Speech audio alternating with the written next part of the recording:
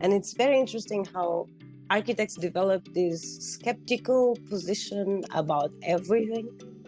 And I do not understand why this skepticism, which is absolutely non-profitable, why it still stays in our generation. I understand the other generation. I don't understand why our generation is so skeptical. And we are so great at adapting to technology, so great to adapting at our social life being digital. We adapt to everything, but we cannot adapt our profession to current times. And that for me is fascinating. Because if we have the ability to adapt to technology in the other fields, we have the responsibility to adapt our professional to other fields. Welcome to the UH Studio Architecture podcast. We're joined by Mariana Cabugueira, who's the founder of her hybrid mixed physical and digital architectural design company called Mariana Cabugueria Studios. She's a former architect and designer at Zaha Hadid Architects, and she's also the first fellow DRL grad that I've had on the podcast. DRL is an MArch postgraduate program offered by the Architecture Association in London that's closely affiliated with Zaha Hadid Architects. In the podcast, we touch on a lot of topics, the main ones being what is the significance of the current digital revolution that we're living through in regards to architecture and design, and how architects can get prepared for it. And another super interesting topic that we touched upon is how do you maintain your well-being as architects? And as always, thank you to all the Patreons that make this podcast available. If you would like to join, check out patreon.com/UHstudio. So let's get into it. For those of you that may not be familiar with Mariana, she is a senior design architect that used to work at Zaha Hadid Architects for a while, and then you worked with Wilder Dreams, right? Wilder For Worlds, Metaverse yeah. Architecture. Wilder Words for Metaverse Architecture. Well, currently I'm actually the founder of my own studio, so that was the last detail that was skipped. Yes, because it's brand new, right? Brand new. I mean, now it's not so brand new. Okay. It's been a month already, and it started like I never thought it would start like that. So it started like really strong, which is a good sign. And now let's see how it devolves. Great, cool. So your own company, is it Metaverse Architecture? Is it physical architecture? A little bit of both? Yeah, that's the objective. The whole time was to learn from a good office, in this case Zaha, for architecture in physical environments, and then to learn from Wilder World for architecture in digital environments. And then when both were enough, I had enough knowledge on both to start my own, I'll be able to do hybrids and hybridization between the physical environment and the digital environment. So that's exactly the point that I'm at. I got the digital one, stopped and started my own studio to do exactly that, to hybridize the practice of architecture to digital environments and physical environments, absolutely powered by AI.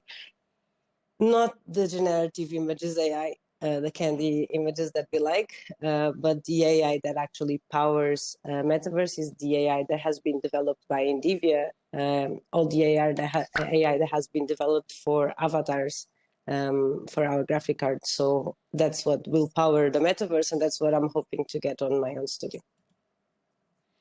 So Omniverse, is that the Omniverse? Exactly. Bingo. How do you know? It's very rare to see someone who knows. I pay attention, with what's going on with technology, but I haven't even installed. I don't know how to run it though. To my knowledge, it's a little bit like Unreal, but more for professionals. Exactly. But I'm not sure if that's really the case. Exactly. That's exactly how I see it as well. It's still in the beginning as well, but it's just a matter of seeing how it develops. But the reality is what they are doing with, this big trend on NPCs. They are actually something that will help a lot on what we call the metaverse, or what we call the Web3 immersive environments, because they will populate it and they will make organic behaviors that do not rely on having a human behind them to make an organic living on an immersive digital environment. And that's exactly what we are hoping for and waiting for, to be honest. Is that like having a video game character, right? And in a traditional video game, you kind of allow them and you say, you know, that person is going to turn left or that person is going to turn right, and you kind of program that behavior. Are you saying that It, you don't need to program that kind of it's not behavior, or is it really something different? yours, it's the people around Okay, you. You I see see. how usually the success of a space translates on how many users or how many people is inside using the space, right? And this Yeah. is a very hard topic on the current Web3 3D environments, because you do have like 10 active players and you do see a big space with 10 active players and you feel like, well, what is this? It's kind of Mm-hmm. hostile and you leave. But from the moment that you can integrate the NPC, so the non-player, the one that is being generated by the AI, it does not have a user behind. And nowadays you can tell what an NPC is because it does have an odd behavior. It's not organic. But from the moment that you can actually integrate an organic behavior into an NPC, you can fill a concert hall with 1,000 people acting organically and normally.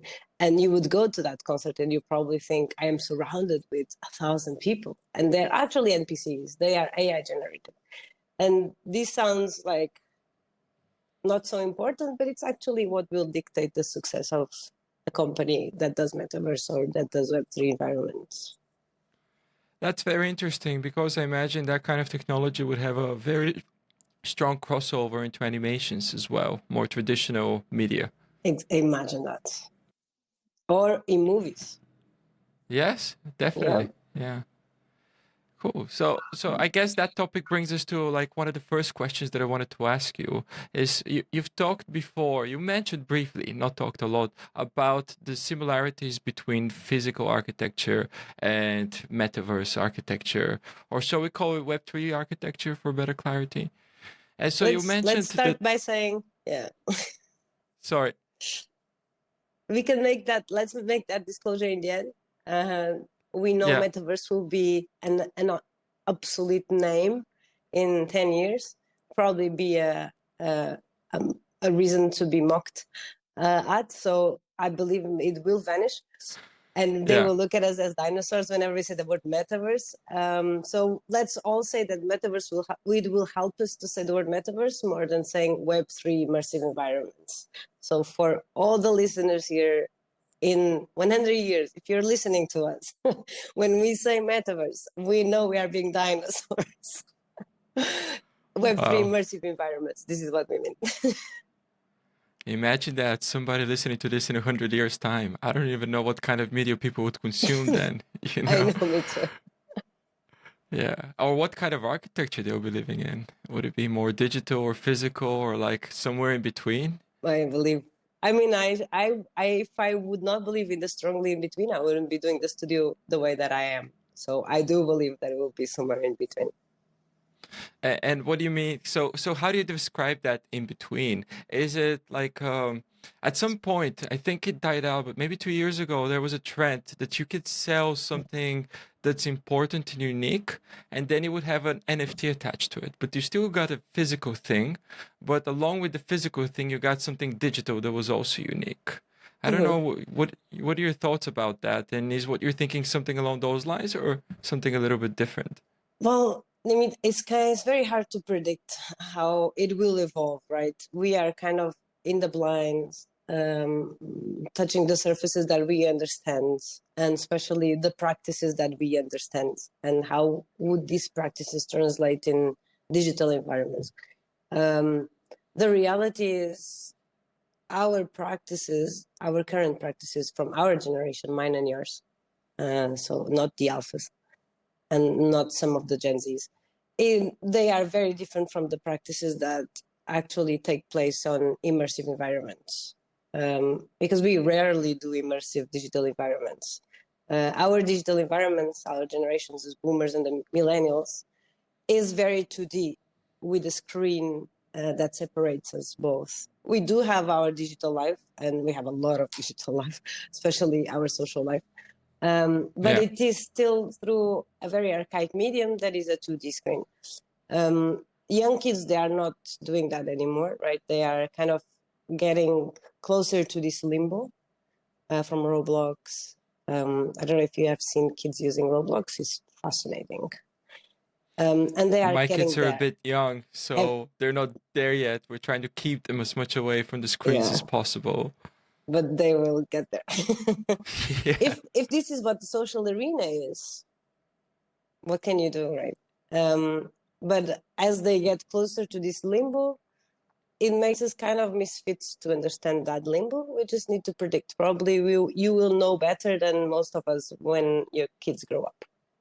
How is this limbo and how does it look like? How does having a social life in this environment looks like? What I think is we have this responsibility as the older generation to regulate it and to, like you are doing with your kids, and to say what are the rules for this. We know that this is happening. We know that this will happen. We will have a strongly digital social environment. How do we regulate that? Because we are the older ones. We know what are the mistakes that have been done before.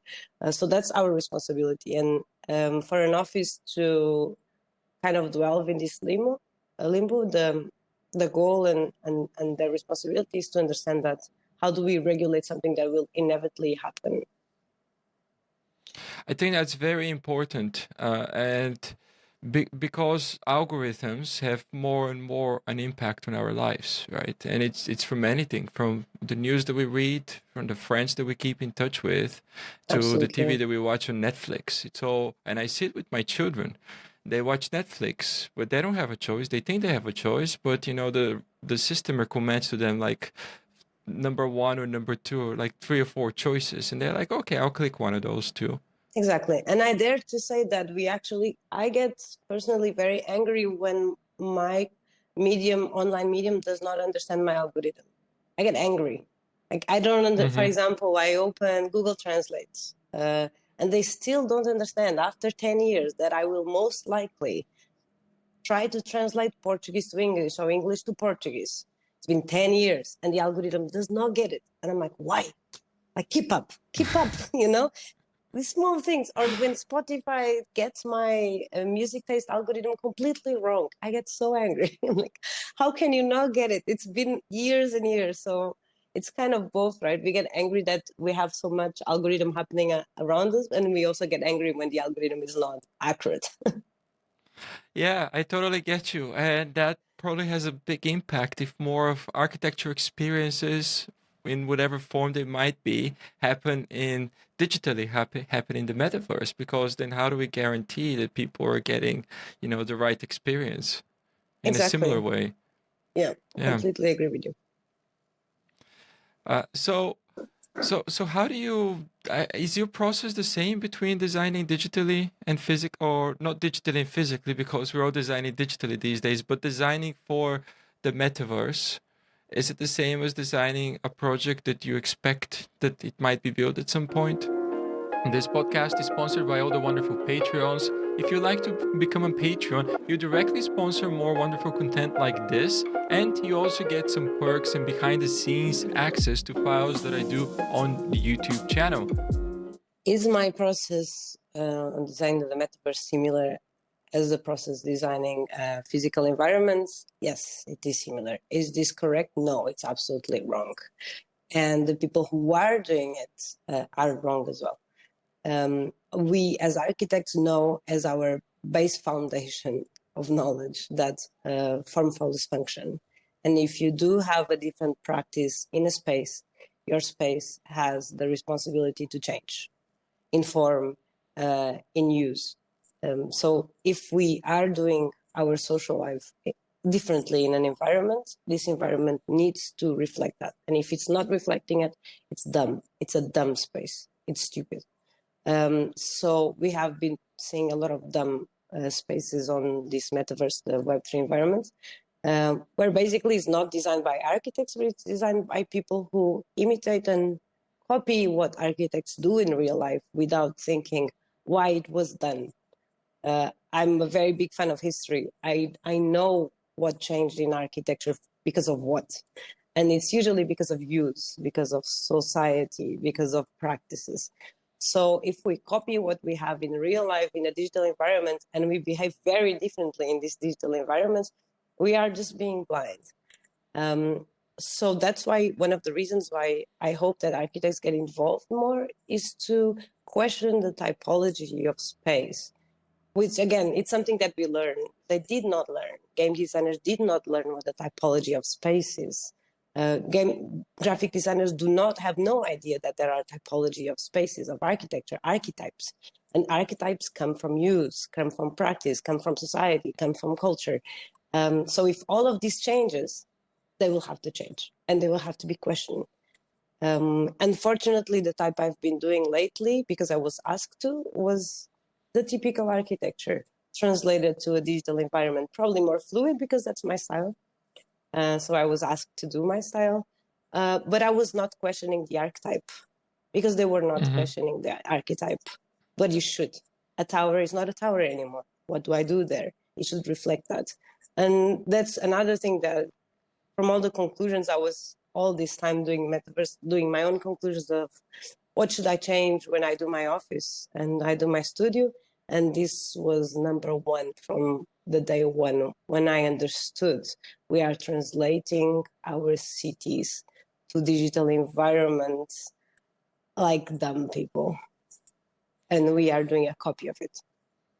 I And I totally get you and feel you because I think either you or somebody else from Wilder World published an image of Miami, and I remember seeing that image, which was some great architecture, but then he had like a 10-lane highway that was empty, and I was thinking, why do we need to have an empty 10-lane highway in a digital city? Like nobody's driving there, right? You can teleport yourself. You don't need that kind of infrastructure in there. And it just made me question, like, exactly what you were saying. We could be using this platform not to simply replicate our world, but even to think about how we can improve it in some ways. exactly. And to be smarter than that. Why do we copy something that, and speaking of highways for me as an urban planner and architect, they are the cancer of my city. Are literally the Yeah, number one cancer of my city. And the yeah. noise, every kind of noise, visual noise, feel noise, your comfort around roads, and especially asphalt. And everything that, all the problems that brought to our world because of asphalt. No one likes asphalt. Who likes it? You like to run your car on top of it, but who likes like a highway of 9 lanes? And it's that kind of thing that, I mean, of course, you give your opinion, but you don't drive other people's vision, of course. But it's these kind of conclusions that you take, and you actually think, okay, this has to change. Unless we are not building the metaverse and we are doing like a game or something. But if you are doing a Web3 immersive environment, why? Why are you copying the mistakes of architects of urban planners? And that probably goes along with the point you were mentioning, right? First is what's the reason of making it, right? Is it to be a game or is it using Exactly. it as a research platform? And secondly, who is doing the design? Is it mostly designers? Is it game developers? As you said, some other graphic artists? Exactly. I believe that there will be space for all of them to be creating their own environment and their own immersive environment. But I could also be very straightforward and say that if you are confused between building a game or is this the metaverse, then you don't know what you're building. We understand our identity when we are adolescents. That's when we develop our identity. That's when you understand what I am and what I am not. If you're building something and you don't know what it is or what it is not, then it has no identity. And you have to decide if you're doing a game or if you're doing a Web3 environment. If until then you are just discovering, it's normal. It's part of your journey to discover what it is. But who you have working um, for this, it will also dictate what it is. So what is a Web3 environment that is not a game? Was Wilder 3 like Miami, is that a game? I believe I'm not the Miami builder, so I'm not sure. Okay.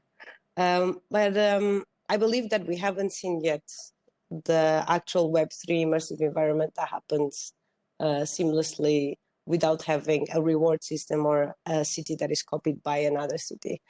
I think that what's happening with the younger generations so the alpha ones, and what's happening on Roblox. And it does not mean the reward system of Roblox or the quests or the Easter eggs, but it's the way they socialize. They open their cameras, they have video calls before they do whatever. I don't know if you've seen it. They get on video I calls, haven't. all the No. kids. It's fun. They stay on this video call, looks like a Skype, and they chat and they are like just having fun. And then they say, okay, let's get in. And then they get in a little city that is a very cartoonish city, and then they start discovering spaces while they talk. Like, hey guys, I just saw something here, and you guys want to check it out? I'm in the bedroom, and people and all of your friends go there and check, and then there's a quest, and there's spooky things or fun things, and then hours go by. And basically, this is in this limbo between, is it a game or is it your social arena? And it's kind of very much in the middle. But there are other industries that do not relate with the gaming industry, and they are probably the ones that will thrive the most. From fitness to cosmetics to, I mean, you name it, concerts, music, art. They will translate to digital environments that are not game. They are not based on reward systems. And we are not there yet to see how does it happen, who is the audience, and who designs it. We are, like I said, we are touching, palpably, going around and saying, what is it, and for whom is it? And if you are a millennial, if you are a boomer, I dare to say you're clueless about what the metaverse is, because it does not come naturally to you, and it's normal. It does not come naturally to us. But if you're doing a game, if you're doing a race car, you're not building the metaverse. You have to understand it belongs to that generation. You have to understand the sociability aspect of it, and you have to understand the scalability of it. And the scalability means who does it, what genders, what races, what ages, and that makes you obliged to understand the variety and the inclusion of what the metaverse will have to be, or what the Web3 environment has to be. So I think the answer is, as boomers and millennials, we need to understand what are these kids doing? They will become adults one day, and how do we regulate that? And how do we not just regulate, that's not the fun part, but how do we make other companies stronger by using it and by being part of it, or make our experiences stronger by being part of it? It was kind of a long answer. Sorry, Dimitar. It's Monday morning. I'm like going.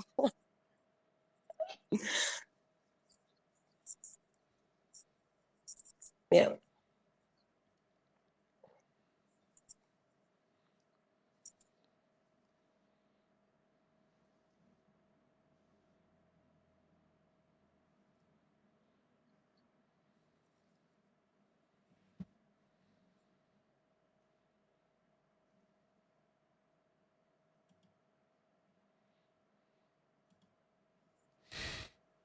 Yeah.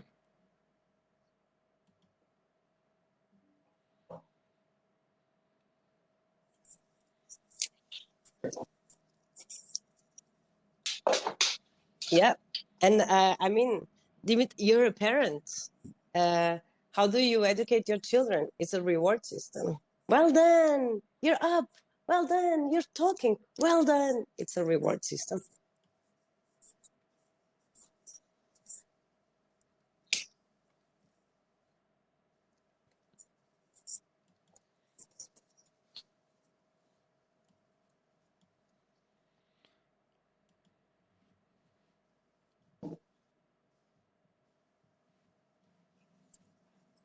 Yeah, but it's exactly what I was saying. Our actual life in physical environments are based on reward systems. We work for a reward system, for a reward. We do efforts for rewards, and we expect those rewards in everything we do. We've been trained well as children, I think. Yeah, so. exactly. Exactly. And as children, that's how you keep them going. Is the well done. You did well, amazing. The reward. As a parent, I click like on a couple of posts for like psychology for children, and then, you get a flood. The algorithm starts to You, understand that I'm into that. So I yeah, get more and more of them. I There can't was, imagine. I can't there imagine was the niche. Yes, and there was one exactly on this. It says instead of saying well done, just like giving them praise all the time, you say, "Oh, well, that's great. Let's do it again next time." Like Oof. a slight switch for. Dimitar, that's so hardcore. Actually, that's the way I was kind of raised at school. When you have like the first exams batch, and then you have the second one. If you did fail, like you can go to the second batch. Like the cycles of exams. You do the finals, and then you have a second call. So Hmm. my parents, even if I have like a very good mark on the first one, they would say, "Well done," and now you have the second one to improve that. I would always go to the second one to improve. So it's kind of Great. like that. And thinking about the education system, it's also in a way architecture, right? When Mm-hmm. you're at a crit as a student, your teachers, your professors, the invited jury, they never say you did an excellent job, right? Yeah, They said, "Oh, that works really well, but how about we do this here? And how about we yeah. change that here a little bit as well?" So, It's a big yeah. topic actually, and if you go past education and then you go to offices and the lack of reward at offices, that's a big topic. Verbal It's, reward, even. I'm not even talking about like financial reward, like verbal rewards. well, that's the unwritten agreement in a way in offices, isn't it? You do not get like verbal Exactly. praise. Your praise is your check. And, in London, your check is very meager. So your praise is not a lot. Exactly. Exactly. Yes. You summed it up perfectly. When you would solve at least like 60% of the problems with verbal reward. That's what I believe. With Yeah. well done, good job. This looks Well, my, awesome.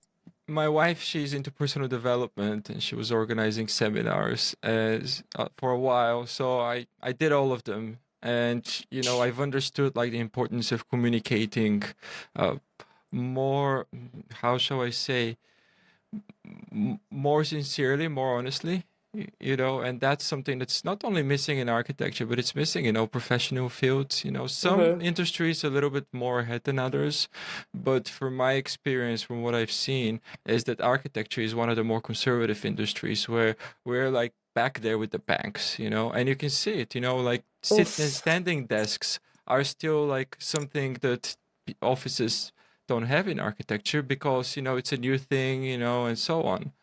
So Yeah. it might take a while for it to land in our industry. Yeah. I think so too. It's a matter of progress. Well, that was a great little chat. I can talk so much about the other side of things, the psychology side of things, but maybe we'll keep that until later because I have quite a few more like metaverse questions Yeah. that I want to ask you. So at some point, at one of the podcasts that I listened with you, you mentioned something that I found super fascinating and something I've thought a lot about. That, and we know it, about 90% of the work that architects do does not get built, right? Maybe some smaller architects in smaller countries, they do have more of like, let's say, relationship with builders and so on and do residential additions. But design architects in places like London, New York, Tokyo, there's so many competitions, so many feasibility studies that 90% of the work doesn't get built. That's my humble assumption. It might even be more, right? And a lot of those projects are fantastic projects. They're great projects, right? But the world doesn't find out about them. Some of them are guided by NDAs, but some are not. So you mentioned that the metaverse could be like an interesting place for those buildings, those Mm-hmm. projects to live. Can you Yeah. speak a little bit more about that?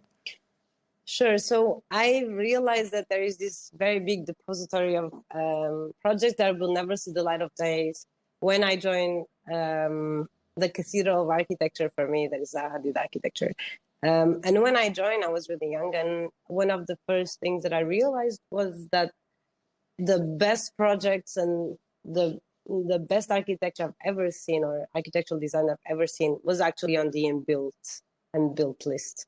And I was pretty shocked, and not just shocked, but kind of heartbroken. And I was not even, I mean, I just got to the office. I imagine what the owner of the office, or what Zaha would have felt, by knowing that her best projects were actually the unbuilt ones. And they are, Mita, are absolutely like fascinating. They are like breathtaking. And you just see them because you work there and you are allowed to see them, but no one will ever see them. And when I was starting to do my own cemetery of projects, so projects that were just going to social media and then die, and I was kind of sad also to depart from those projects and knowing that they would never have a purpose until the NFT talks and the Metaverse talks started, and that's the first time I saw the light for my own unbuilt and my own cemetery of projects, and I thought, okay, wait, they can be experienced. They are not going to be experienced as physical environments, so I mean, we will never see their full potential, which is still the physical environment. But you can still walk around inside of them, and you can still hear, and you can still feel to a limited experience, but you could still see it. There's a future for them, and that's when I realized, wait, if the metaverse was or the Web3 environment was as mainstream as we can see it in our heads, and it was already a platform where you can just upload an experience, which will happen, not now. Zaha could have their own world of unbuilt projects. Imagine that. And I can tell you, as an outsider, that will be fucking amazing. They should charge a ticket for people to just visit their unbuilt cemetery. Obviously, it would have to be at their full potential, so our graphics card should be able to handle it. It shouldn't have to go through like major disruptions on optimization, which kind of ruins the experience of the curve. So we need time to see that, but hopefully this will help on this lack of productivity that architecture offices have. That it's a very big issue, actually. It's the fact that most of the times we are building something that we'll never see have any purpose, and this will solve that. It will solve that problem that we have of doing work that never see the light of day. We don't have a lot of professions that have that, right? Like work that is like for no reason, no purpose, and dies. So if you do have that option in the future, imagine how much also financially what this means. So hopefully, I mean, fingers crossed it happens.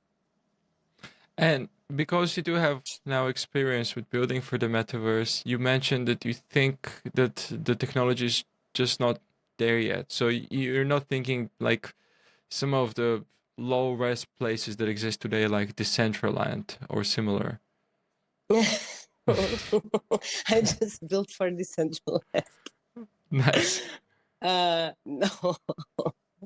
Stay out of Decentraland if you are an architect. Out. Wait a bit. Unless you're doing something more conventional, of course. But if building for what is called the metaverse environment, if building for them, it's more fighting against their obstacles towards your build and towards your building. If fighting against the obstacle of their own obstacles is most of the work, then it's not there yet. There's no point to be just fighting for something for your creativity to happen, especially on a digital environment. So if you're doing 90% of fighting and 10% of creativity, there's no point. And right now I feel like I'm doing most of it is fighting. And is the fighting like more about optimization of geometry that can go into a low-res place like this, or is it more of? It's the magical number of frame per second, right? FPFs. So frame per second is what really matters in Web3 immersive environments, and everything comes to that. It's not about how many polygons it has, or it's how fluid your movements, which in real life you see it absolutely fluid, right? Smooth, fluid. And we want that transition to digital environment smooth and fluid. So the frame per second of this, we want that frame per second on a digital environment.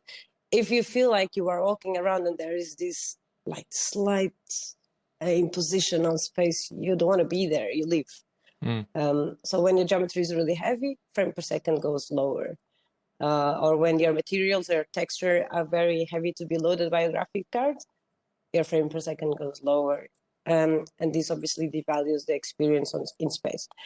So Decentraland, and also another big criteria for frame per second is how many players are inside, how many people are experiencing.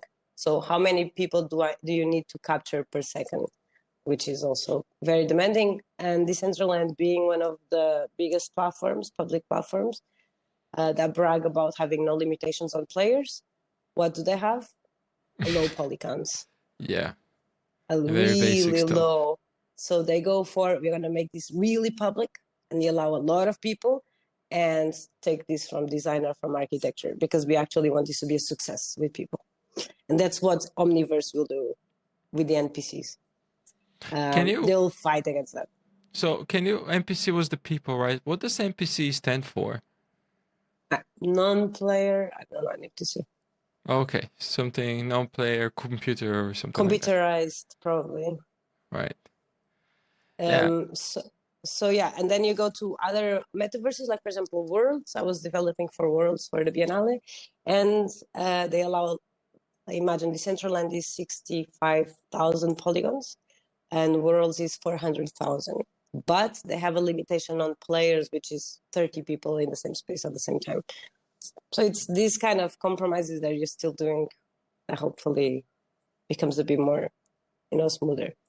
That's very interesting. So I didn't know that the technology is not there yet, because I know it's, PlayStation 5, right? Or whatever it is now, an Xbox. You play those games there and they're like super realistic these days.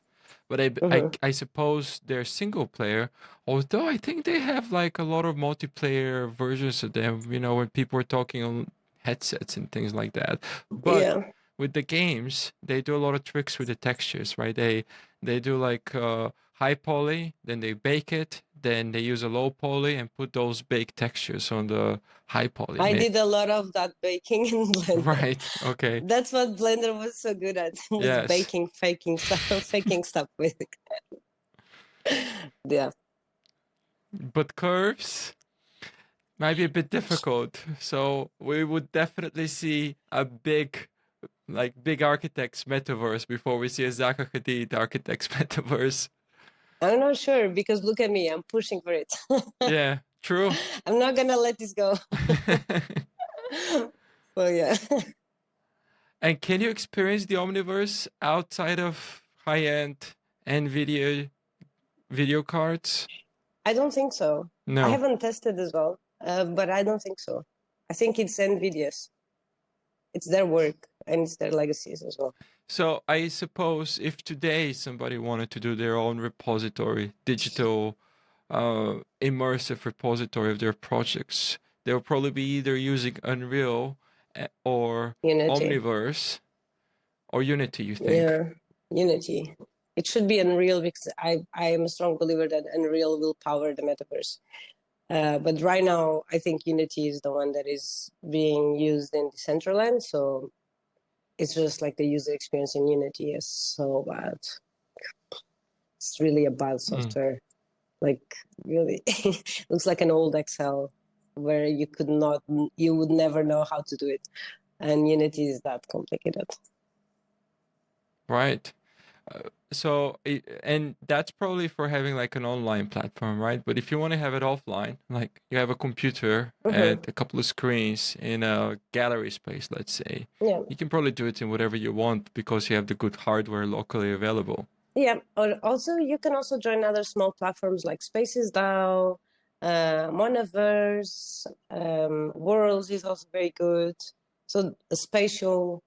So all of these are like good spaces where you could open your gallery, your small gallery, and with the small limitation of players, and then you decide, do I want limitation of players or do I want limitation of design? Also, Decentraland is more expensive. I looked into it, 6 months back or something because I was interested. And I think it was again after one of your talks where you talked a little bit more about it. I was like, oh, I better go and research, Yeah, good. see what's going on. And what did you think? And the centralized, I was astonished at the prices. I can't like fathom how you in this digital world, somebody that they created, right? Like you and I can go and we can create a similar digital world. Of course, there's probably a lot of infrastructure investment that's required there to keep the game running. But essentially that's what it is. And then inside of that, you decide, okay, this plot is going to have a price. Somebody's going to buy it. They see it's growing and they say, okay, so the values keep rising. Now we have advertisers, right, doing their pavilions in there. I think I randomly stumbled on a big pavilion. I did as well. Yeah, it must be somewhere near the center, right? That plot was expensive. That plot was, and then you have this man with like the atlas around, like behind him, and he's like walking with the whole atlas. Did you see that? I don't remember that. I just remember the architecture because, like you say, everything there is just so blocky and like flashy and not very good. So there was one experience. I was like, oh, that's a bit interesting. It feels like there was actual some design thought in it, and I read about it. You could tell that there was some design thought.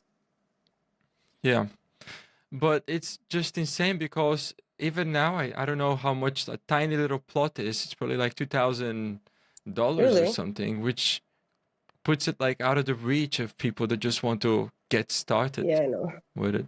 I don't think it's the right platform, but yeah. So you mentioned the other ones. You think those are like the right platforms for people that are? I think they're the right ones to start with for sure. I think the big ones haven't already entered the arena. But they will. I think they will. I think they're preparing it. It's just everyone is outside of most of the people are outside the trenches, just looking how it develops, which is a smart thing to do, right? Because you take less risks. But that also kind of delays the progress in what could be the Web3. But then I totally get your point. There should be more people experimenting, especially architecture, but there has to be an incentive, right? Because time spent trying to do that, if you're a professional, is time spent less into avenues that can feed your family. What's the reward? Exactly. What's the reward system? Where's my cookie? I know. We just don't do it with no cookies. We don't do it. I know that. Or we do a little bit. For example, I'm not doing a studio that is full on immersive environments because of that. I know that there's a huge risk to dedicate my life and my brain into that full time. So what I do is the smartest thing to do. Let's hybridize it. I know that the other practice works.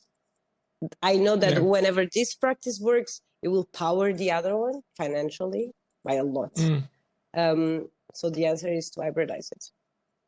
Right. I think diversifying these days is smart in any situation just because due to economical reasons, you don't know which side is going to go down. Absolutely. For example, you probably graduated around a similar time, but I finished my Bachelor of Architecture in 2009, right, in the US. And, out of 36 people that we graduated in my class, I think 2 or 3 found a job the next year. Really? I was lucky to find... To be like one of the people a little bit later to find, just because of the crisis, right? They got like the whole construction industry got hit really hard.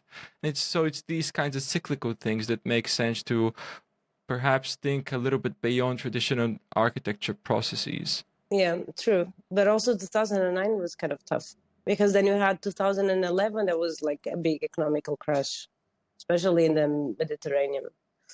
I did get a bit more, not luck, but people around me, they got their jobs under this horrible practice of unpaid internships in Portugal, which was one of the reasons I left. But they did get their entertainment without being paid, their job. Yeah, do you have Alvaro Siza and who was the other guy? Soto de Moura. Yeah, Eduardo Soto de Moura. And they share an office, I believe, in Lisbon, right? They do. Or building or something like that. I think Alvaro doesn't have the age anymore to be. He's 90-something.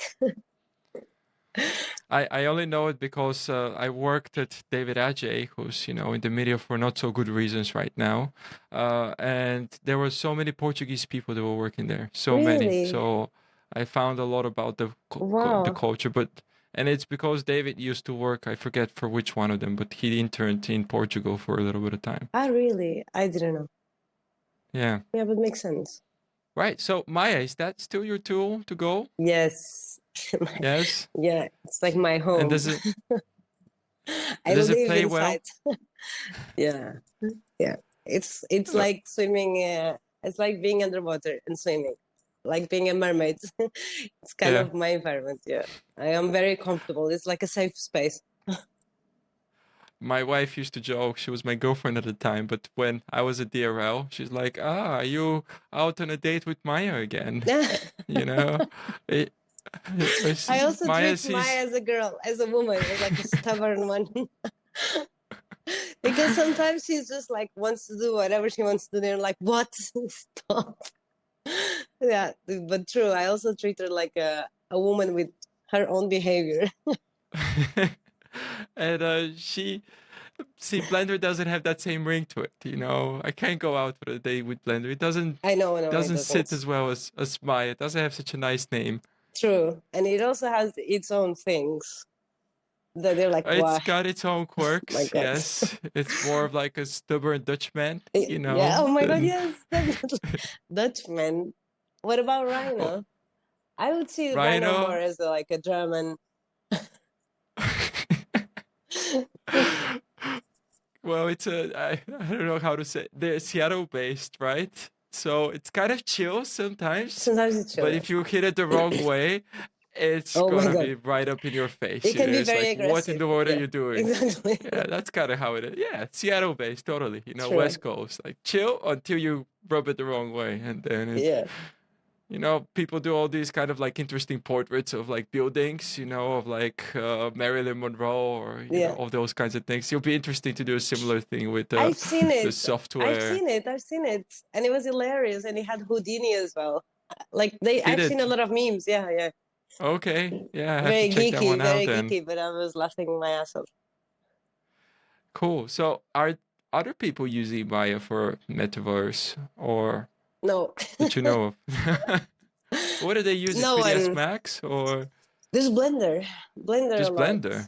Oh, Blender, interesting. Blender. Everyone does Blender because Blender is a very good medium for the platforms that we have already. So like the materials created instead of Blender, they are very readable on the other platforms. I mean, what I mean with readable is their properties are being transposed in their GLB. For example, it exports as GLB, and most of the format that you need to import to immersive environments is GLB.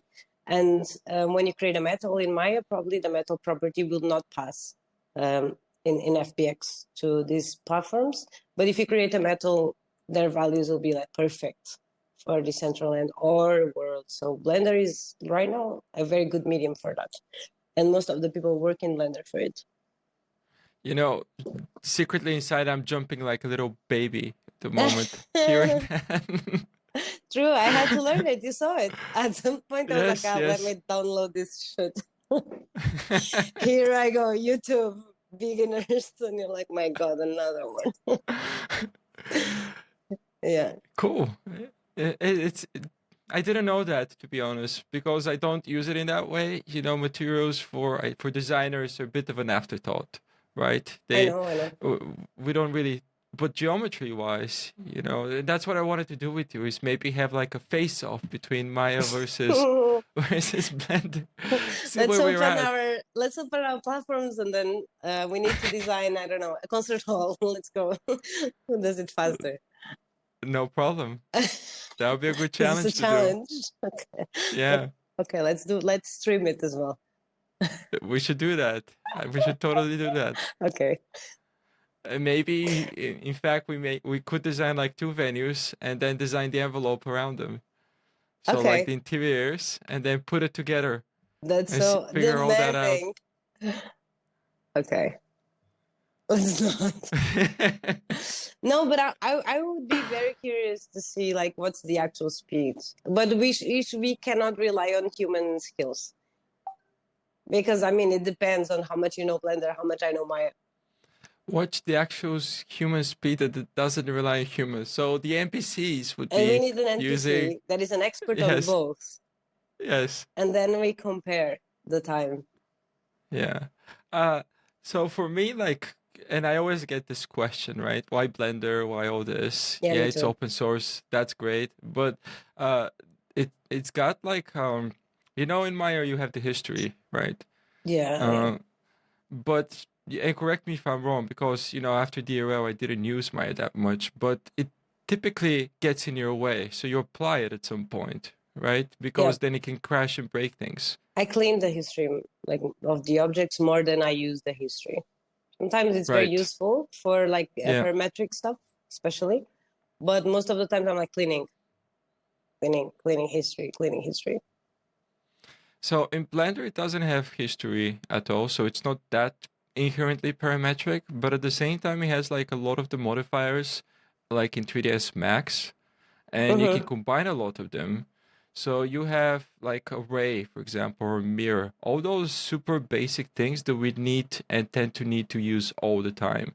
So because they're so easy to access, you can module procedurally with such speed. For Yeah, example, the Futurely course that I did, which is basically a radio array. So I only focus on like modeling one bit, but yeah. because it's so easy to set up, then you can kind of see the whole thing. That's it really. I think But Maya otherwise, also has that. It's the does it? same. Yeah, and it has Yeah, the same mirror. You could just and it blends also like merges. yeah. Yeah. Yeah, at this point, they probably, you can do whatever you want in both softwares. What you can add on your white blender is like it actually is taking. It has a big role on the stage for creating spaces for immersive environments. It is a medium, like I'm doing Maya and then I go to Blender. So Mm-hmm. imagine. But I do prefer this modeling in Maya. I also know that the materials in Maya will not be readable. So, and for some stupid reason, Maya is not exporting as GLB unless you download the plugin. So I use Blender that does all of that. It exports as GLB. It also has animations like Maya, and it develops materials that are readable outside of Blender. Yeah. On So top of that, it has geometry nodes, I suppose. That's another more like newer development, but it's a bit like Houdini. So it's not quite like Grasshopper for architectural use, so more like Houdini, but you can definitely do a lot of the things you can do in Grasshopper I within really, geometry nodes. And that makes it like super fast because you're in this mesh-based, program instead of NURBS. So that's imagine very like interesting. having like I've done some experience with that where you have like a floor plate and you just want to do some kind of attractor base curvature from like Yeah, an element, and doing 90 floors, let's say, something crazy. It does it super fast, yeah, whereas in Rhino, if you do the same thing with Grasshopper, it just lags a little bit because of the way that the software is yeah. set up.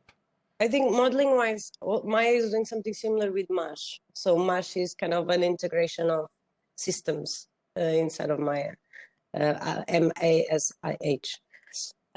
So modeling wise, I would never depart from Maya. Like it has the level of accuracy that Rhino exaggerates on. So it kind of gives you a bit of freedom. It's still accurate and it's not so random and it's still very free. So I would never let Maya go. I mean, it's like you're describing Blender. You Yeah, describe it the same I way know. I describe Blender, and it's subdiff essentially, isn't it? If you know what you're doing with subdiff, and you have like really easy access to understand like how you know where you put your loop cuts and how you treat your edges, and just a very strong understanding of topology, then it's like Oof. super rich. I'm not sure if I agree with the sub D. Inside Rhino, No, you mean? no, Nah. no, not inside of Rhino, Ah. inside of Maya and Blender. Yeah, in that sense, definitely. But sub D inside of Rhino is not there yet for sure. I For sure. saw. Um, Mike Pryor do a workshop. I think it's on Live Academy. You know, us as like teachers, we get like free access. So I always Mm-hmm. go and check out what you're doing or what somebody else is doing. And I saw him using it and I was surprised that he's doing like pretty good job. I wouldn't use Yeah. it also, but No, no, not. seems like people can. I have already, but I don't think it's the best one to for farm finding. Farm finding should be like be more free than that. You have to calculate and to be too precise to do something still successfully. And for farm finding, I think Maya or Blender, they're still out there. They're still the number ones. That's what I think. And that's what exactly what I say when, you know, people are like, why should I use Blender? Why should I know Rhino, right? Why should I use Blender? And it's that thing, isn't it? It's like when you get Yeah, to like you have to be super precise in Rhino. It's just like working in AutoCAD, right? You have to know like millimeter it accuracy is. every Yeah, point. And you can't do that when you're sketching in 3D. And that's what we're doing a lot of the time, isn't it? It's like just sketching exactly. in 3D. You have to be like free, fluid, be able to move things how you desire a lot more than, you know, have the exact coordinates of specific points. Yeah, definitely. It also depends on the office that you're aiming at, right? If you're still looking for a job, probably look for the out softwares that they are using. If you want this for your like own practice, then research on what's the software that fits the best my own style or my own practice or workflow. So it should be personal or it should be about the offices. So another question that I had for you is just thinking about it. If an office like Zaha were to start today, what do you think they'll be using? Maya. Maya. I think Maya. uh, I'm not sure about that. It fits their curve. It fits the mathematics that they look for. Because there's still a mathematical rule in the way that Maya does curves. Like So the Catmull-Clark algorithm that runs behind what is fluidity in Maya is an algorithm that has parameters. So when you grab these parameters for construction and you grab them in Rhino, the parameters are there. Like the algorithm is there. So you yes, can still rationalize from it. For example, one of the best things to rationalize whatever you do in Maya is to export the low poly and yeah. run the curve on top, the low poly, completely rough. And the curve that your nerve curve that will come from the low poly in Maya will be exactly the same curve as the Maya Catmull Clark. So this kind of mathematical rule, I mean, Maya was used at Zaha. So it is pretty accurate. There is an algorithm running. And that's very useful for rationalization still. So that's something I probably want to clarify here. So Catmull and Clark are the founders of Pixel, and they created like the algorithm in like the 70s or the 80s. I forget exactly when, and it's open source algorithm. So actually, all the softwares that have, you know, and it has different names like Tree-Mode or Subdiv or Turbo Smooth. It's all the same, and under the hood, they're all using the same Catmull Clark algorithm Yeah, to to do their magic. it's genius. We had to Yeah, study Kalkmulkark in DRL, right? We had to like actually study their background. it's been so long ago. In fact, we tried to have like a 10-year reunion recently, and Really, 10 years? Oh my yes, yeah, god! graduated in 2013. So for me, 10 If, years, I think for me, like 6 or 7. right? So soon. Yeah. So Yeah. It's wonderful actually to look back into it, you know, because and if there's anybody that's thinking about DRL these days, it's still like the place that I would highly recommend, you know, because the way that you're taught to investigate projects, yeah, for me is the right way, right? You do a lot of experimentation, you mix the physical with the virtual, and then you progress, you do another set of yeah. experiments and so on. I'm always very careful when I'm recommending DRL because I recommend it with my whole heart. Like you said, it has this research side of it that the others don't have. So it's not Yeah. just you're experimenting and putting stuff together and seeing what comes out of it. You do need a very strong theoretical background and you're asked to develop it to a level. You need to develop your theoretical background as much as you develop your project, which is hardcore. So it is very heavy when it comes to research, actual theoretical research. But then it's such a niche. I mean, it's really expensive. And I honestly sometimes feel really bad to be recommending it as number one. So I usually say like DRL or Bartlett, B Pro. It's like 1/3 of the price, and it's probably more accessible. You Not know, I mean, anymore. Not no, anymore. no way, no. No, because What happened? Brexit, that's what happened. Ah, no way. So So now Europeans have to pay the same price as all international students, how which I much is think is it? something like three. I'm not sure the exact same, the exact price, but I think it's either twice or even more than twice the price you would pay if you're a British national Wow. for to study in any university in the UK. I remember if Bartlett was like 7K and Like the RL was 9K, 37 yeah. or 32. Yes, but now, if you come from Europe or anywhere, I think before that it was also the same for people that didn't come from the European Union. You still had to pay the international price, but now Europeans also have to pay the international Oh, price. really? Oh, wow. Yeah, so that's changed the dynamics of like UK universities a bit as well, That's a shame. you know. Okay. Yeah. Okay, you still have Vienna and Barcelona, and they're great. Yeah, yeah. So in Europe, there's a few, right? ETH, Yeah, IAC, University of Vienna, Delft, Berlage yeah, is ETH is one a little great. bit less. Copenhagen, but outside of that, actually in the US, schools are even more expensive I know. than the European. I mean, that's a whole other subject. What they Yeah, do in the US with education is like, get the hell out of there. Yeah. it has its positives and negatives. Uh, it's not, let's say, a structured like DRL. Like there was a methodology for the whole program that Theo, Patrick, Brett have designed.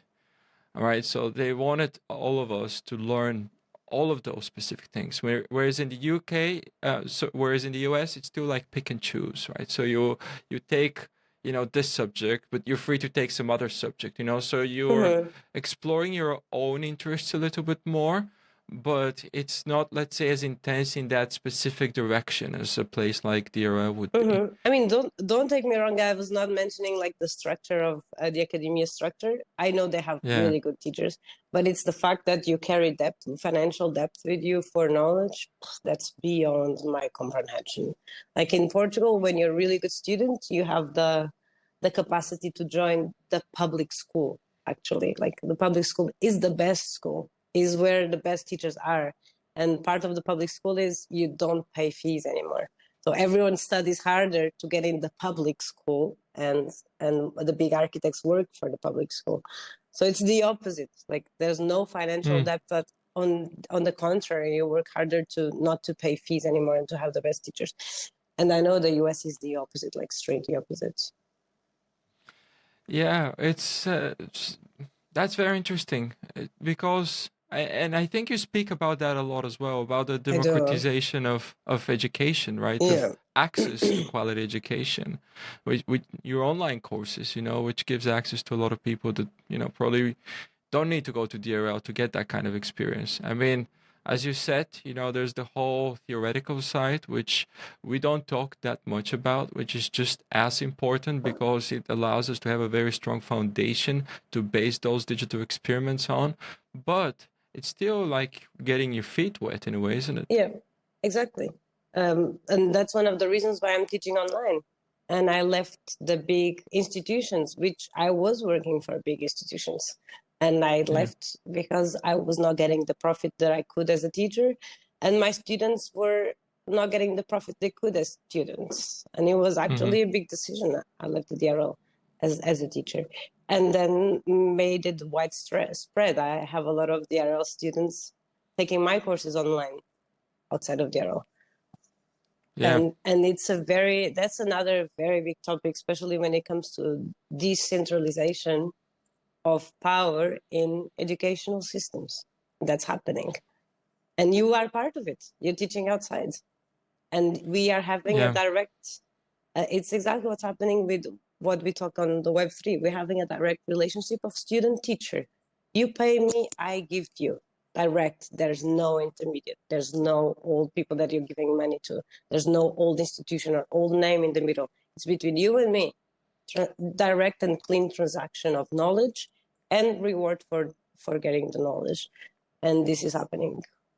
And it's wild how fast it's happening. That's my diversification strategy. Actually, it's like I'm doubling down on education, and making a new platform as we speak, and going to publish a lot more courses, because I see it as like really important to give a lot more people access. And for me, that's probably another reason why I stick to Blender as well, is because it's free, and so it's accessible to all people everywhere in the world, which I think is important. I agree with that. I mean, my studio, I give them the Maya that they cannot get like from the dark web. The dark web, I mean, the free Maya. But I agree with that. I would definitely, I think that what you're doing is great as well. Stick to Blender. I know Blender will be probably the #1 platform for creators who are building online. I know that. I can see. Like, it's just the beginning for it. And this year we have so I'm going to be presenting actually how Blender is useful for architecture at the annual Blender conference in Amsterdam. And so it's Alessandro Zomparelli who does a lot of experiments. He's around as well in some of the platforms that we teach. Yeah. I've seen him. Yeah, he's doing really great stuff at SDU in Copenhagen. So and he's using it not only for design but also for construction, which is fantastic too. Really? Yeah, to 3D print like specific parts that they then put together. I need to see what he's doing now. Yeah. Yeah. It's Vito, but I'm the Blender guy, so I'm always excited anything, about Blender, and especially the part that I probably don't talk that much, but democratization is really important. Giving access to people that wouldn't otherwise have access to it. Because at the end of the day, I mean, the work that we do, we spend so much time designing, right? So much time. And we should have access to our files at any point. Maybe somebody stops doing architecture for a while. Maybe, you have a child or something, right? Exactly. You don't want to pay subscription, but at some point, you maybe get a client. What do you do? It's crazy. And everything that comes with that, exactly like Unreal Engine is free. And they tried to make it, they asked Epic Games to charge, and Epic Games said no, Unreal is free. So they kept Unreal as free. And what comes with that, and also same with Blender, is you have a lot of people who give out knowledge outside for nothing. You have small introductions, maybe not at your level. The expert level does deserve a reward. But if you want to be a beginner, and how do I start? You have a lot of knowledge that was like just given away as like a good charity, or, these small communities that are created from it. And you don't have that in Maya, unfortunately. You don't have knowledge outside Maya, how to design Maya as an architect. And you have the whole Zaha office, UN studio, some of the bigs who are doing Maya. Where's the knowledge? It's nowhere to be seen. It's impossible. Yeah. Well, it's literally you and a couple of people that around you, right? That you trained and are around the platforms now. Yeah, it's very super niche. It's a super niche, and when you're learning it, I mean, at the DRL, I had to buy a book to learn how to design in Maya. A book. Oh, it's that. Do you know the book? American Asian professor, right? And the book is horrible. Yes, I have it. There was like one trick that I liked it, but it was. How do you learn how to design from a book? Yeah. Great, cool. So are you going to be? Are you going to be doing any physical buildings anytime soon in your own practice? I have one lined up. Nice. Yeah, a mansion, and that will be like kind of my source of entertainment for the next weeks. But I'm very focused on extending this to the digital practice, because I've seen it. I've seen the financial gains of that, and I'm a strong believer, and I care a lot for our physical environment. And I'm Mediterranean. I'm passionate about palpable stuff. and real sensations, like physical sensations. But I also know that our profession has this big issue on being underpaid, and even the great architects are underpaid for great architects. And the way this will be solved is to be financial supported by something else. And I believe that since they are so compatible, building for a virtual environment, getting a seed fund for doing a virtual environment, and this can still be translated to physical world. You can bring one building to the other one seamlessly, almost. I'm strongly investing on that one first, on the digital one, and I want to put my time and my brain on building an actual proposal for a digital environment under my vision and under my what I think that should be what an immersive experience should be, and a society that is run online should be.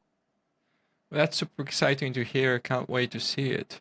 And what do you think for architects? Because you mentioned something that I totally agree with. You know, as architects, and it's just the nature, I think, of capitalism. And I've thought about this a lot, right? Of what capitalism values. And capitalism values capital, right? Not service time that you spend on something. So as architects, we're kind of, unfortunately, at this period in time, a little bit fucked, right? So then is you have to look beyond that in some way. And you know, some of the most successful architects I know, they realized that quite early on and decided, okay, you know what, we're going to start buying land when it was cheap back, you know, 20-30 years ago, and now they're developing it. So they're like architects. So I completely agree, unfortunately, that you have to do things outside of architecture. So how do you suggest that people jump into just exploring like the possibilities of, you know, jumping on the metaverse economy as architects? So I think that as architects, we are not a little bit fucked. You are a little bit fucked if you stayed on the conventional side of it. And it's very interesting how architects develop this skeptical position about everything. And I do not understand why this skepticism, which is absolutely non-profitable, why it still stays in our generation. I understand the other generation. I don't understand why our generation is so skeptical. And we are so great at adapting to technology, so great to adapting at our social life being digital. We adapt to everything, but we cannot adapt our profession to current times. And that for me is fascinating. Because if we have the ability to adapt to technology in the other fields, we have the responsibility to adapt our professional to other fields. So as an architect from this generation, you should start including technology in your practice. And that does not mean just, you know, a new software. That means like new practices, new workflows, start integrating AI. And I don't mean the candy images that we see of AI, right? They're nice, licked Pinterest images, all perfect and cute. And, not that. Integrate that as part of your form finding system, for example, or your workflow or your brainstorm.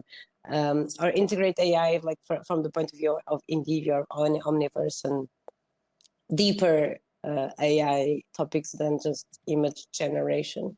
Integrate Unreal Engine, integrate VR, integrate AR. AR is going to explode, take it from me. 2 years AR is exploding just because of the new headsets. And what will follow after that headset will be new headsets for AR. So augmented reality will happen way before the metaverse or the immersive environments will happen. So do you want to start with something? Don't start with a heavy meal, which is metaverse and immersive environments. Start by understanding AR. I've heard like actually good architects on the metaverse saying, why are architects responsible for AR? Like, why are they not? Because AR is literally just a digital layer inside on your space to improve it. And a digital layer to improve space is the responsibility of no other than an architect, because it is improving a space. So if we can get to this digital layer of improving or reimagining spaces with AR, if I was not on the metaverse, I was like, no vision to that. I cannot be on all trenches. if you are really in for, you know what, like I understand gamification in a way that can benefit from architecture, or architecture that can benefit from gamification when it comes to immersive environments, then you're really looking for a new way of experiencing architecture that is the digital one. And for that, how would you start, you ask me? Like from a very practical standpoint is first understand the platforms that you have available. You either take the risk and you are investing right now, and I know a couple of companies who are doing that, in Unreal Engine, which is not a platform that is running the metaverse currently, but it will. So if you can take the risk, It will. it will, Okay. 100%. So if you can take the risk on investing on something that you think you have a vision, they have a vision for, invest on it. Invest on Omniverse, like you did the research. Do the research on Omniverse. Start doing Unreal Engine, and that's a very good way to start. If not, look at the platforms that we have already. Look at Monoverse. Look at Worlds. Look at not Decentral in the sandbox, but see how it works. And then start looking for clients for that. And that's for the immediate, for the present. Otherwise, just do your traditional architecture and take some risks outside and invest on what's risk takers, like Unreal Engine or Omniverse and Indivia. So yeah. Fantastic tips. Thank you so much for sharing them. And just to add to what you were saying, I suspect that some of the challenges of, architects, especially young architects, not adapting the new technologies is lack of awareness and lack of education. Yeah. So your MetaFluid Studio courses, would those be like a good, like a jumping point for people to get into Metaverse architecture? Yeah, definitely. I mean, I give you the tools. I hand you the tools to literally like, this is how you do it. If you want to use Maya also, I make sure to say, like, if you want to use Maya as your workflow, this is how you do it. And Unreal Engine, which is what I think is the best bet and investment. But to your point, is what's stopping this generation to adapt to current times and adapt the profession? Is it the lack of knowledge and accessibility? I actually don't think so. I think they have, and we have, all the means to find what we are looking for. This is what our algorithms are made for. I think it's the older generation that is stopping us. And there is this issue on progress, and what does progress mean, and how fast is progress going, society progress. And progress is kind of a subject that I've dwelled on since I was very young. I was obsessed with what does progress mean since I wrote my thesis when I was 24, 23. So what is progress and how could we keep up with it? And what I could tell now is that we will always feel like the progress is not fast enough, especially when you're doing metaverse or AI. When you get this close to technology, you understand, damn, this is not going fast enough. We are not there yet on anything where our brain sees the potential, or when you have a new technology being developed, you understand the potential of it. And you always feel like we're not going fast enough when you get this close to it. So if you're running AI, if you're running immersive experience, you feel like we're not there, we are not there. You're fighting against something that is not there, but you could see the potential. And the problem is we need a generational swap for that to happen. And you know that. You see the other generation, you feel like we need to replace this generation and swap with our generation for the progress to happen, which is a very unfair thing to say, but it's the reality. And then the problem is whenever this generation swaps, so we are the ones in charge, the next generation is actually expecting another generational swap. And the progress they see will require our generation to retire. And this is happening. We are not seeing progress in life because we are working until later in life. We are a lot older than we were before, working under our values as older people, as an older generation. So progress is not running in front of our eyes. We are delaying it. It will happen. Pretty sure the progress happens, but you will never see it at its peak. You are already gone. You're out of here when the progress that you wanted reaches its peak. And this is kind of frustrating to see. I feel that what's stopping this generation from adapting is being under the other generation. And whenever we are the ones with the new generations under us, they will be expecting us to retire as well. It's kind of hard. It's like a hard loop, but you just work for progress with faith, right? The same way that these kids, they should have faith in progress, even if they're not going to see it, and they are not going to see it reaching its peak. It's not just architecture industries, even like society concepts like equality or from race to gender. We will never see the peak. And as a woman, for example, I'm expecting to see the peak that I'm working for. I want to see it because I'm working for it, so I want the reward. But I know I will never see it because I need the generational swap. And whenever I'm gone, probably the peak will reach its peak when it comes to equality. So they just have to have faith on it, and I mean, work for something that you believe in, even if you're not going to see it at its peak. Excellent advice there. And I suppose what you're saying is you kind of have to be an outsider, right? Outside of like the expectations, Yeah. and take a bit more risk essentially to try to experiment with some of these new technologies and ways of exploring architecture design. Exactly. Have faith in change, even if you're not going to experience it. You have to build the change. For someone to experiencing it, build the change.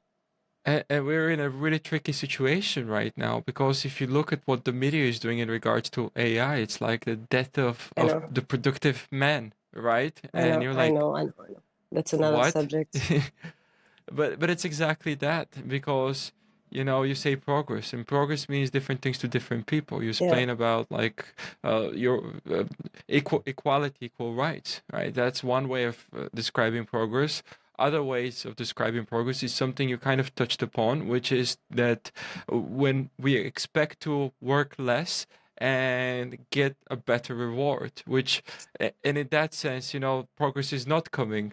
And I think it's from that perspective that people are looking at the AI, from like I think a totally different lens that probably you and I are looking at it, where I see it only as like a positive way. I want something to help me be more creative faster. Yeah. Right. But other people are looking at it, no, that's going to potentially take my job. And it's already happening. For example, online marketing, like a lot of industries are reducing it because you have ChatGPT writing your copy. Yeah. And so on. But it's funny because I felt this directly with my parents. It was very interesting the way I taught my mom ChatGPT, and she's a psychologist. She's an educator, and she writes a lot of scientific articles. And she's like 65 and still works a lot, like works on Sundays, and it's like for my generation, it's kind of depressing. She works. I think she enjoys it, and she writes a lot of articles for many scientific magazines. So I had to teach her ChatGPT. Like, listen, let's make this faster. Let me just introduce you to ChatGPT. The first thing she wrote and the first thing she did there was to see how she would be replaced, and how would knowledge be replaced. And that was very interesting to see. I was kind of from afar looking, and she was making questions that she would do to her students, for example, and she would see like the whole answers. And her reaction to it was like, my God, like the amount of work that my students actually need to do to reach to these answers is like a lot of books that they are not going to read. And so the answer is right here. I said, okay, Mom, I see what you're doing now, and you're seeing the danger first. But now let's look at it differently. Let's see how this will actually reward you and increase your potential. So let's start making other type of questions. What's the question that would make your work better? And she started immediately, like, cross this article with this author. Boom, boom, boom. She's like, okay, this can help me. And then obviously I had to show her like, okay, but there are other pages that are how to detect ChatGPT. So let's still also understand that there is the one that detects ChatGPT or detects AI. So it's funny how our instinct will always be, how am I in danger? And then our second instinct, if you're smart, is how can this be a powerful tool for me? And this, I saw this with my mom firsthand. Very insightful. Yeah. Very, very insightful. And so your mom is a psychologist, so I guess you get like some free training on how to have the mental capacity to do what you're doing. Because I believe venturing out on your own, right, to anything that's non-traditional architecture, uh, requires a very strong mental capacity, right? Like to just be inspired every day to deliver. And do you have any tips for people of how you maintain your well-being?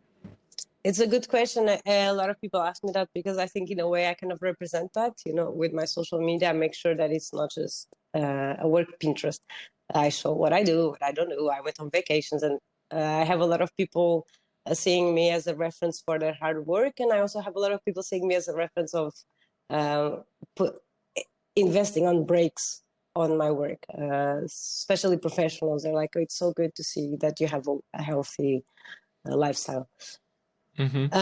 So I think the tips is, it's so hard, and it's such a hard question because it's very subjective. Some people really do take this as a hard job, and if I was writing like numbers on my PC, I would say work 6 hours a day because I hate it.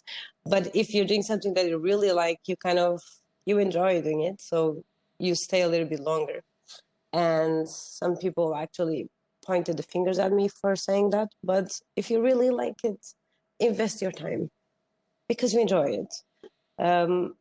Apart from that, make sure that you have your breaks. And I really enjoy traveling. I think it also brings a lot of good values to my work to see how other cultures develop and under which space. So what type of architecture comes with what culture. So definitely traveling is a good way to stop your work and to take some breaks. Apart from that, I think I'm going to be very old school when I say this, and it will be very old in the future to hear this, but work your ass off. Work In more. 100 years from now. Yeah. They will like How to Get a Millionaire from Your Couch. And and I'm like from the other generation saying, you know what? Is it hurting? It's probably good. No, I'm joking. That's very bad. That's kind of religion kind of thing. No, but I am a true believer of hard work. Work more. Are you running a marathon? Some people do the extra miles, and after those, do some more extra miles. And that's your extra mile. And that's how I've done my whole life. Is it a marathon? Some people do extra miles, you're running with them, then you do your own extra miles. I was like known in my school as the girl who was working on the basement for overnights, and I was working alone in this basement, the whole university. I was every day in this basement working, and some people would just stop by and talk and then disappear. It was like a normal practice. For that, and that's just comes to show that I believed in hard work and I got rewarded for it. Sometimes I didn't, but most of the times I got rewarded for my hard work. So put the time and the effort in. Put the time and the effort in. There's no other answer for it. It will not land on your lap at all. Especially if you are from some kind of minority, it will not land on your lap at all. So put the time, put the effort, 100%. Yeah, I totally agree with you. There's no shortcut about it. No. But so I do meditation daily. I started, You and do? I've I've done it on and off. Sometimes I've gone to like meditation courses, and I find that like super helpful, and not like big ones. Like now I'm using Calm, which is an app on my phone, right? Yeah. And they have like these daily meditations, and it's so nice just for 10 minutes to not stare at my Yeah, phone true. and pointlessly look at that. I think we have to make like an effort in it, into like an active effort. And when I was working in offices in London, what was working really well for me was actually having walks every day. So for lunch, I was like the antisocial person because, totally agree with you. Working Yeah. hard is super important. But I was lucky that I always worked near like a park or the Barbican at one point. So at lunch, I knew it. I was not a very social person. I wouldn't go have like drinks with That's people. exactly me. That's crazy. Dimitar, that's me. Funny. I would But never, it was very rare to join someone at lunch because lunchtime for me is a disruption. If you're going around and talking with people and like, my mind is not there. I mean, yeah, it's like more business, right? You need like time to unplug a little bit. And it's social culture that expects you to be like extra social when you're not at work, but your yeah, brain needs a break, I right? agree. I agree with Yeah. you. it was very rare for me to actually. I had some rules with my girlfriends when from the office when they wanted to have lunch with other people. I'd say I'll have lunch with you if there is no one else. I'm not gonna do like social Totally. attempts or Yeah. like efforts. I'm not gonna do it. I don't Because want one any to social one, effort. you can actually Yeah, like talk to people, right? When it's a yeah, group, you're just like, oh yeah, the weather's nice, or like this client said this, or like exactly. No, that no, not colleague my did style. that, and you're like, right now, it hasn't been very easy for me since leaving London, because I work from a room which is, my bedroom is next door, right? And we kind of live in the suburbs, so there isn't like a lot of places to walk around.